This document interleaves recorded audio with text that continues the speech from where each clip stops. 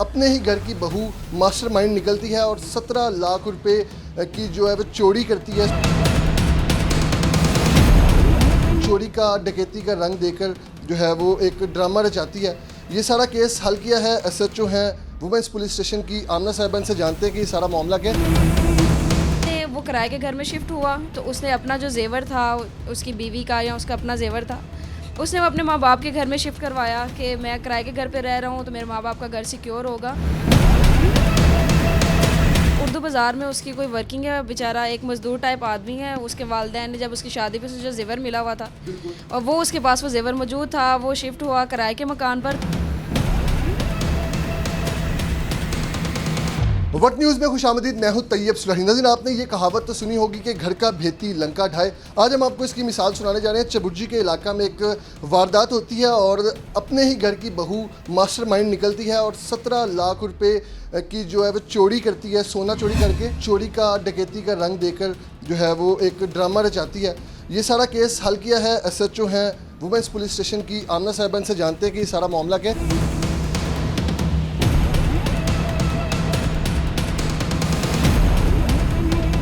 अपने ही घर की बहू जो है वो 17 लाख रुपए का सोना लेकर गायब हो जाती है। ये क्या मामला है? अस्सलाम वालेकुम। अच्छा, ये सिलसिला ये इस तरह से है कि हमारे पास एक एप्लीकेशन आती है। एक दिन 24 घंटे का हमारे पास टाइम था इसको ट्रेस आउट करने का। एप्लीकेशन ये आती है कि हमारे घर से 17 लाख का जो है वो सोना जो है चोरी हो चुका है। उसके बाद वो फिर बताते हैं कि जी घर में इन्हें किसी तरीके से पता चलता है कि हमारी बहू ने ये काम किया है और वो उस चीज़ का ढके छुपे अल्फाज में किसी और बंदे के साथ इतराफ़ कर चुकी होती है। तो हमारे पास एप्लीकेशन लेके आते हैं कि जी हमारी इस बहू ने हमारे साथ ये काम किया है। सो एट द मोमेंट हमें तो ये नहीं था कि अब एक ही घर की बहू जिसने ये वहाँ पे रह रही है उनके साथ वो ये काम कर सकती है। बट फिर भी हमने इंटेरोगेशन जब इस चीज़ की तो वाकई ये चीज़ प्रूफ हुई कि उसका जो जेठ था, मतलब उस औरत का जो जेठ था, उसने वो किराए के घर में शिफ्ट हुआ तो उसने अपना जो जेवर था उसकी बीवी का या उसका अपना जेवर था उसने अपने माँ बाप के घर में शिफ्ट करवाया कि मैं किराए के घर पे रह रहा हूँ तो मेरे माँ बाप का घर सिक्योर होगा तो मैं वहाँ पे इसको रख देता हूँ। वो खुद जो है वो शख्स जो मुद्दई है जिसका 17 लाख रुपए मालियत का जिसने एफआईआर करवाई कि मेरा सोना चोरी हो गया, वो खुद क्या काम करता है और ये सारा वकूआ किस तरह से हुआ? उसके काम का वो मतलब ये उर्दू बाज़ार में उसकी कोई वर्किंग है, बेचारा एक मज़दूर टाइप आदमी है। उसके वालिदैन ने जब उसकी शादी पे जो जेवर मिला हुआ था और वो उसके पास वो जेवर मौजूद था, वो शिफ्ट हुआ किराए के मकान पर तो तब उसने अपने पास ये रखवाया। अब इस औरत को पता था कि जी ये जेवर फ़लाँ जगह पे घर में मौजूद है, अलमारी के अंदर मौजूद है, क्योंकि बहू बेटी जो होती है घर की उसी के पास सारा कंट्रोल होता है। उसके अलमारियाँ भी, अलमारी की चाबियाँ भी उसी औरत के पास थी। घर की जो बड़ी बहू, जी, जो बहू थी उसी के पास चाबियाँ भी मौजूद थी। वो करती क्या है कि जिस दिन उसे मालूम होता है कि कोई मेरे पास ऊपर नज़र रखने वाला नहीं है, मौजूद नहीं है, वो वहाँ से जेवर उठा के चुप करके साइड पर कर देती है। बाद में जब ये कहीं वो देखते हैं कि जी ताला शाला खुला है, रैंडमली ऊपर से कोई आ जाता है, ताला खुला, ये छोड़ देती है, तो पता चलता है जी इसमें से जेवर गायब हो गया है। बाद में ये जाते हैं एक और पुलिस स्टेशन में जाते हैं, वहाँ पे जाके ये कस्में वगैरह खा लेते हैं कि जी हमने तो नहीं चोरी किया। फिर ये कोई और बंदा इसको चोरी करके लॉकर खुला छोड़ने के बाद वो एक ड्रामा यही रचाती है कि घर से सोना जो है वो चोरी हो गया। बिल्कुल बिल्कुल। तो वो जो सोना है वो किसी के पास रखवा देती है क्या इंटरोगेशन के बाद? वो उसका जो भी मामला उस सोने को ले जाकर बाद में वो किसी और के हैंड ओवर करती है। I don't want to disclose that. तो बाद में वो उस चीज़ को बेच देते हैं, गोल्ड को वो बेचते हैं। फिर उस गोल्ड को बेचने के बाद वो उसके अकॉर्डिंग वो एक अंगूठी को चेंज करवा लेती है, उसकी फॉर्म चेंज करवा लेती है कि मालूम ना हो कि ये वही वाली अंगूठी चोरी की है। और बाकी जो उसने जेवर था उसको बेच के वो 7 लाख रुपया उसे ले लेती है और वो 7 लाख रुपया अमानतन एक अपनी दोस्त के यहाँ रखवा देती है। उसे वो बताती है कि जी मैं बहुत मजबूर हूँ, मेरे ना घर के इश्यूज़ चल रहे हैं तो मुझे वहाँ पे सिक्योरिटी नहीं है, तो ये रकम मैं आपके पास रखवा रही हूँ। ठीक है, वो बाकी उस बिहाइंड द सीन जो स्टोरी है वो इन्वेस्टिगेशन वाले इसको इंटेरोगेट करेंगे, आइदर इट्स राइट और ये सच है कि नहीं है। तो उसके बाद उसके पास वो जब 7 लाख रुपया रखवाती है तो वापस वो उस औरत ने 7 लाख रुपया यूँ ही रखा हुआ था।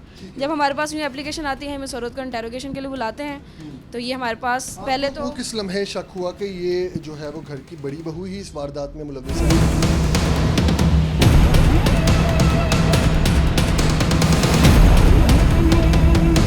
तो जब हमने उससे गुफ्तगू की पहले तो वो उस चीज़ को उसको क्लियरली जवाब नहीं हमें दे सकी।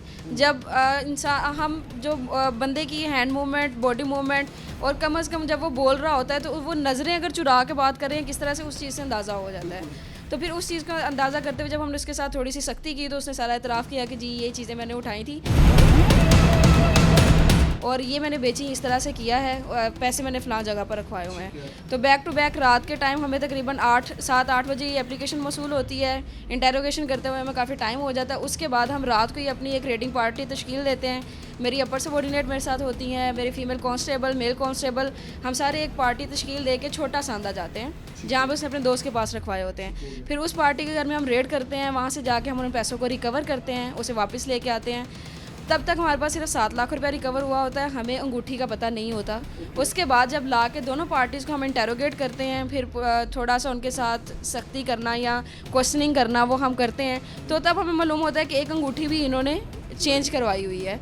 तो फिर उसके बाद हम इस चीज़ का प्रॉपर, क्योंकि हमारे पास एक रिकवरी हो चुकी होती है, एक नामजद हम इस पे FIR दर्ज करवाते हैं। जो हमारे पास रिकवरी होती है वो हम इन्वेस्टिगेशन के हैंड ओवर करते हैं। मज़ीद उसके ऊपर प्रोसीडिंग जारी है क्योंकि उनके अकॉर्डिंग उनका 17 लाख है और हम अभी इतना रिकवर करवा चुके हैं। कितना हुआ है टोटल? 7 लाख और एक अंगूठी। जी, एक अंगूठी रिकवर हुई है, बाकी इन्वेस्टिगेशन के हैंड ओवर है, फिर वो मज़ीद रिकवरी वो करवाएंगे इंशाल्लाह। सही नहीं जी, बहुत शुक्रिया। मैडम आमना हमारे साथ मौजूद थी। आपने तमाम अहवाल जाना कि किस तरह से एक घर की बड़ी बहू ने अपने घर से ही जो है वो 17 लाख रुपए मालियत का सोना चुराया और फिर किसी दोस्त के हमरा जो है वो उसे फ़रोख्त किया और वो पैसे अपने पास जो है वो महफूज कर लिए।